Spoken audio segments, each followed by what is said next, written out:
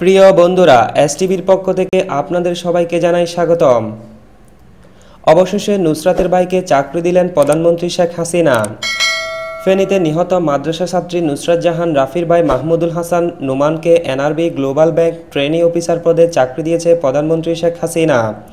সোমবার সকালে প্রধানমন্ত্রীর কার্যালয়ে যান নুসরাতের বাবা এ.কে.এম. মুসা ও মা শিরিন আক্তার সহ দুই ভাই।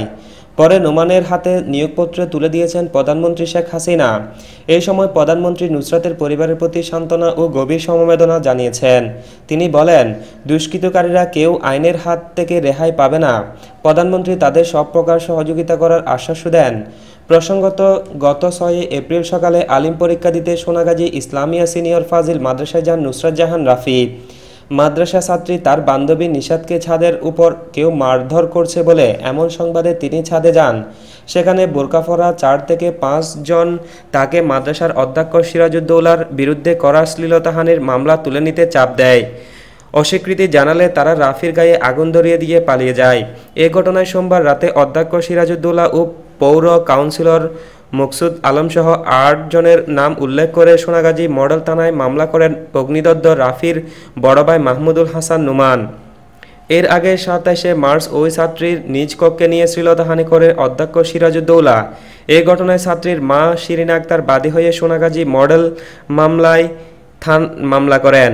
ওই দিনই অধ্যক্ষ সিরাজউদ্দৌলাকে আটক করে পুলিশ। সে ঘটনার পর থেকেই তিনি কারাগারে রয়েছেন। নুসরাত হত্যা দায় স্বীকার করা মামলার দ্বিতীয় নুরুদ্দিন ও তৃতীয় আসামি শামীম জবানবন্দি দিয়েছেন। এদিকে অন্যায়ের বিরুদ্ধে প্রতিবাদ করে নুসরাত অনন্য এক দৃষ্টান্ত স্থাপন করেছে জানিয়েছেন প্রধানমন্ত্রী শেখ হাসিনা। প্রধানমন্ত্রী শেখ হাসিনা বলেছেন, অন্যায়ের বিরুদ্ধে মানসিকভাবে সাহসিকতার সঙ্গে প্রতিবাদ করে নুসরাত এক অনন্য দৃষ্টান্ত স্থাপন করেছে। সোমবার নুসরাতের পরিবারের সঙ্গে সাক্ষাৎ করে প্রধানমন্ত্রী। সাক্ষাতের সময় প্রধানমন্ত্রী এসব কথা বলেন। এই সময় নুসরাতের বাবা এ.কে.এম. মুসা এবং মা শিরিন আক্তার ও তাদের 2 ছেলে উপস্থিত ছিলেন। সাক্ষাতের সময় প্রধানমন্ত্রী বলেন, নুসরাতকে আগুনে পুড়িয়ে হত্যাকারীদের কেউ আইনের হাত থেকে রেহাই পাবে না। সাক্ষাতের পর সাংবাদিকদের বিভিন্ন তথ্য দেন প্রধানমন্ত্রীর প্রেস সচিব ইহসানুল করিম। তিনি বলেন, প্রধানমন্ত্রী জানিয়েছেন, অন্যায়ের বিরুদ্ধে সাহসিকতার সঙ্গে প্রতিবাদ করে নুসরাত এক অনন্য দৃষ্টান্ত স্থাপন করেছে। প্রধানমন্ত্রী নুসরাতের এই মর্মান্তিক মৃত্যুতে গভীর শোক প্রকাশ করেছেন এবং তার পরিবারের সদস্যদের প্রতি আন্তরিক সমবেদনা জানান। প্রেস সচিব আরও জানান, প্রধানমন্ত্রী তাদের সব ধরনের সহযোগিতার আশ্বাস দেন।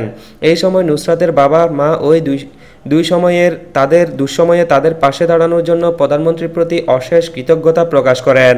এই সময় এনআরবি গ্লোবাল ব্যাংকের চেয়ারম্যান নিজাম চৌধুরী উপস্থিত ছিলেন। নুসরাত গত 10 এপ্রিল ঢাকা মেডিকেল কলেজ হাসপাতালে মৃত্যুবরণ করে। গত 6 এপ্রিল দুষ্কৃতকারীরা তার গায়ে আগুন ধরিয়ে দিলে সে মারাত্মক অগ্নিদগ্ধ হয়েছিল।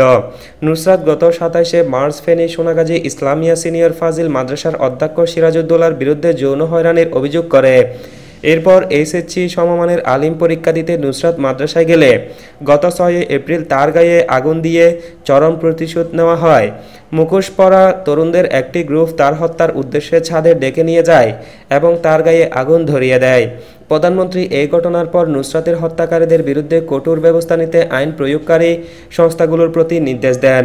এর আগে প্রধানমন্ত্রী নুসরাতের সর্বোচ্চ চিকিৎসা নিশ্চিত করতে সংশ্লিষ্ট কর্তৃপক্ষকে নির্দেশ দিয়েছিলেন। এদিকে নুসরাত হত্যার ভয়াবহ বর্ণনা দিল ঘাতক নূর ও শামীম। ফেনীর সোনাগাজী মাদ্রাসার ছাত্রী নুসরাত জাহান রাফিকে আগুনে পুড়িয়ে হত্যা করার দায় স্বীকার করেছেন মামলার আসামি নুরুদ্দিন ও শাহাদাত হোসেন। রোববার বিকাল 3টায় শুরু হওয়া স্বীকারোক্তিমূলক জবানবন্দিতে তারা এই দায় স্বীকার করেন। আদালতে ওই 2 আসামির প্রায় 10 ঘণ্টা ধরে জবানবন্দির নির্দেশনা দেন। জবানবন্দিতে তারা খুনের পরিকল্পনা, হত্যা, মিশন এই সংক্রান্ত বিভিন্ন তথ্য আদালতকে জানিয়েছেন। গতকাল রোববার senior judicial magistrate Mohammad Zakir Hossain আদালতকে জবানবন্দিতে রেকর্ড করা হয়। এই দিন বিকেল 3টা থেকে রাত 1টা পর্যন্ত তাদের বক্তব্য রেকর্ড করা হয়। রাত 1টা 5 দিকে police bureau of investigation PBI special investigation and অপারেশনের অতিরিক্ত পুলিশ সুপার তাহিরুল হক চৌহান এ ব্যাপারে সাংবাদিকদের ব্রিফ করেন। তিনি বলেন, আসামিরা অপরাধ স্বীকার করেছেন। তারা হত্যাকাণ্ড ঘটিয়েছে বলে দায় স্বীকার করেছেন। তারা জেলখানা থেকে মাদ্রাসা অধ্যক্ষ সিরাজউদ্দৌলার কাছ থেকে হুকুম পেয়ে এই হত্যাকাণ্ড ঘটিয়েছে বলে জানিয়েছেন।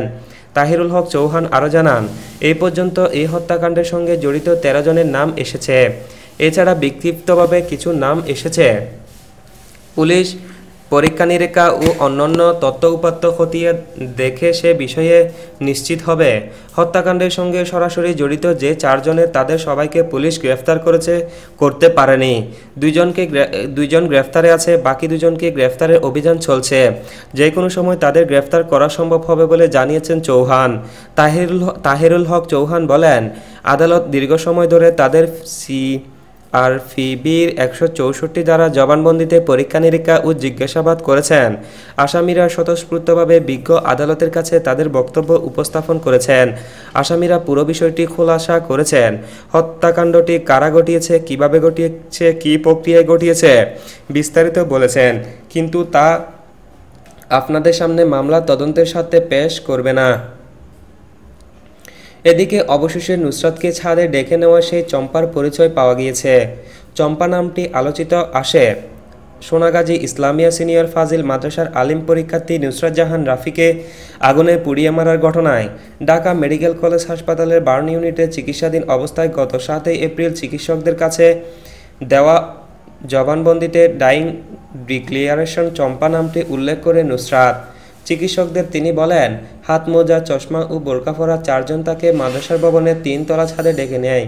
পরে এ 4 জন নুসরাতের 2 হাত পেছনে ওড়না দিয়ে বেঁধে কেরোসিন ঢেলে আগুন ধরিয়ে দেয়। এদের মধ্যে একজনকে বাকিরা চম্পা বলে সম্বোধন করেন। চিকিৎসকদের কাছে দেওয়া জবানবন্দিতে এমন কথা বলেন নুসরাত। তার দেওয়া এমন জবানবন্দির পর চম্পাকে ধরতে তৎপর হয় পুলিশ। গত 9 এপ্রিল চম্পা সন্দেহে মাদ্রাসার আলিম পরীক্ষার্থী নুসরাতকে সহপাঠী উম্মে সুলতানা পপিকে আটক করে পুলিশ। আটক পপি মাদ্রাসার অধ্যক্ষ সিরাজউদ্দৌলার ভাগ্নি এবং অধ্যক্ষকে গ্রেফতার করার পর তার মুক্তিতে দাবিতে মানববন্ধনও সে নেতৃত্ব দিয়েছিল। এদিকে নুসরাত হত্যার স্বীকারোক্তিমূলক জবানবন্দিতে এজাহারভুক্ত আসামি নুরুদ্দিন ও শাহাদাত পুরো ঘটনার বর্ণনা দিয়েছেন। নুরুদ্দিন জানিয়েছেন, তার সঙ্গে অধ্যক্ষ সিরাজের ভালো সম্পর্ক ছিল। এ কারণে এ নির্দেশ তারা পরিকল্পনা করে নুসরাতকে পুড়িয়ে মারার সিদ্ধান্ত নেয়। তবে ঘটনার সময় সে ভবনের নিচে ছিল। আর পরিকল্পনা অনুযায়ী মাদ্রাসার শিক্ষার্থী ও অধ্যক্ষ সিরাজের ভাগ্নি পপি গিয়ে নুসরাতকে ভবনের ছাদে ডেকে নিয়ে যায়। মূলত এই পপি হল নুসরাতের জবানবন্দিতে উল্লেখিত আলোচিত চম্পা। পুলিশ ও নুসরাতের পরিবারকে বিভ্রান্ত করতে চম্পা নামে কথিত চরিত্রের গল্প ফাঁসে নুরুদ্দিন। নুসরাতের প্রতি নিজের ক্ষোভ থাকার কথা উল্লেখ করে শাহাদাত স্বীকারোক্তিমূলক জবানবন্দিতে বলেছেন, 1.5 মাস আগে নুসরাতকে প্রেমের প্রস্তাব দিয়েছিল শাহাদাত, কিন্তু নুসরাত তাকে প্রত্যাখ্যান করার পাশাপাশি অপমানও করে। এ কারণে সে নিজে নুসরাতের প্রতি ক্ষুব্ধ ছিল, যার ফলে অধ্যক্ষ সিরাজের নির্দেশে অন্যদের সঙ্গে নিয়ে হত্যাকাণ্ডের অংশ নেয় সে। প্রিয় বন্ধুরা, এতক্ষণ আমাদের সাথে থাকার জন্য আপনাদেরকে অসংখ্য ধন্যবাদ। আমাদের ভিডিওটি আপনাদের কাছে কেমন লাগলো, অথবা আমাদের এই ভিডিওটি সম্পর্কে যদি আপনাদের কোনো গুরুত্বপূর্ণ মতামত থেকে থাকে, তাহলে অবশ্যই আমাদের নিচের কমেন্ট বক্সে কমেন্ট করে জানিয়ে দিন। ধন্যবাদ।